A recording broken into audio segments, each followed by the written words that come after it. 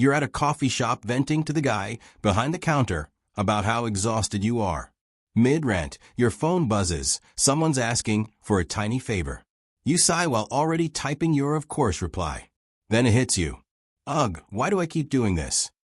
Sound familiar? Same. I used to say yes to everything. Need a last-minute airport ride at 4 a.m.? Sure. Helping you move for the third time this year? Of course. Then I'd sit there, drained and resentful, wondering, why can't I just say no like a normal person? Well, last week, we did a whole quiz on people-pleasing, and wow, some of you felt exposed. I promised you a video on why you became a people-pleaser, what's fueling it, and, most importantly, how to break free. So grab a coffee or a stress snack, and let's dive in. Let's talk on why you started people-pleasing. Here's the thing, you weren't born a people-pleaser. No baby comes out worrying. Oh no, what if my cry is too demanding? People-pleasing is learned. And usually it starts young. As a kid, you might have learned that being helpful or easygoing got you praise. Maybe when you went along with things, adults smiled and said, "You're such a good kid." So you kept doing it because you thought the only way to get love was by making yourself useful. Here's another example of why you started people-pleasing. Maybe you grew up in a household that wasn't always peaceful. Arguments, tension, or unpredictable moods made you feel uneasy. And you realized that staying quiet, avoiding conflict, and making sure everyone else was happy made things easier. Safer, even. Here's another scenario. Perhaps someone in your life, a parent, teacher, or even a friend, made their approval feel conditional. If you said yes, they were warm and affectionate. If you said no, they got distant, irritated, or disappointed.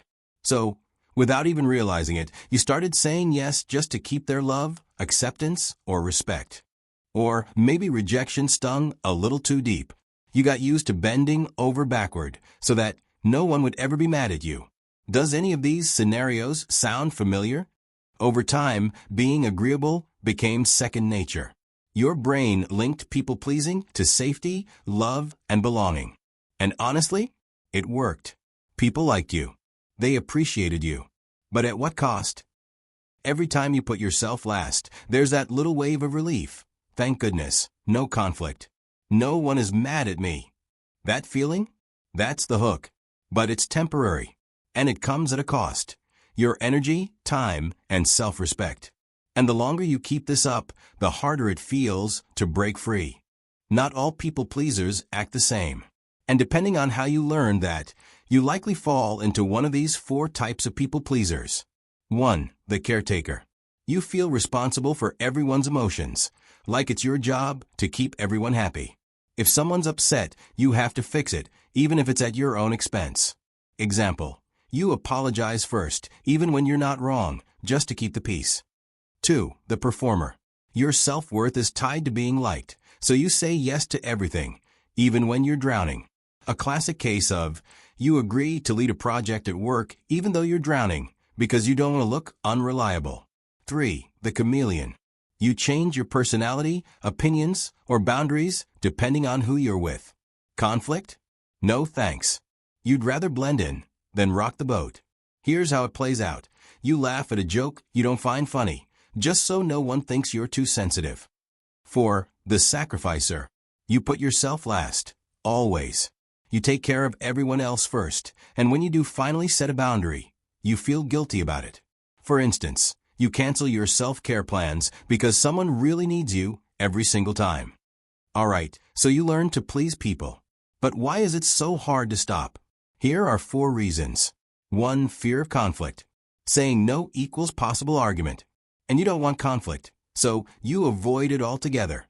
2. Fear of rejection. If you say no, they might leave. 3. Guilt. You feel like a bad person for setting boundaries. 4. Identity crisis. You don't even know who you are without saying yes. These fears keep you stuck in a cycle of overgiving, burnout, and quiet resentment. But good news, you can break free.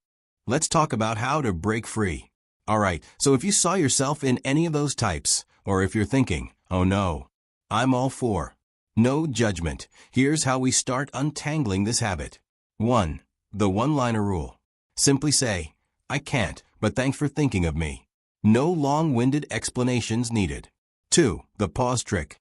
Before agreeing, say, let me check and get back to you. This buys you time to actually decide instead of defaulting to yes. 3. Ask yourself, if I say yes, what am I sacrificing? Your time? Your energy? Your sanity? Pause before you agree to anything. 4. Get comfortable with awkwardness. Saying no might feel weird at first. That's normal. Let it be uncomfortable instead of scrambling to make it okay. 5. Start small. You don't have to go full nope, I'm done overnight. Try baby steps, like saying, I'll check my schedule, instead of an instant yes.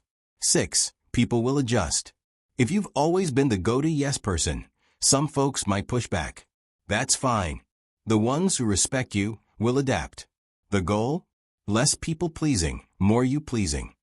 Alright, that's it for today. If this hit home, don't worry, I got you. Next time, we'll go even deeper.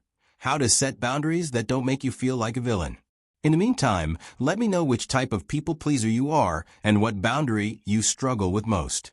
And if you're about to agree to something you don't want to do, just send them this video and walk away. Thanks for watching, and I'll see you in the next one.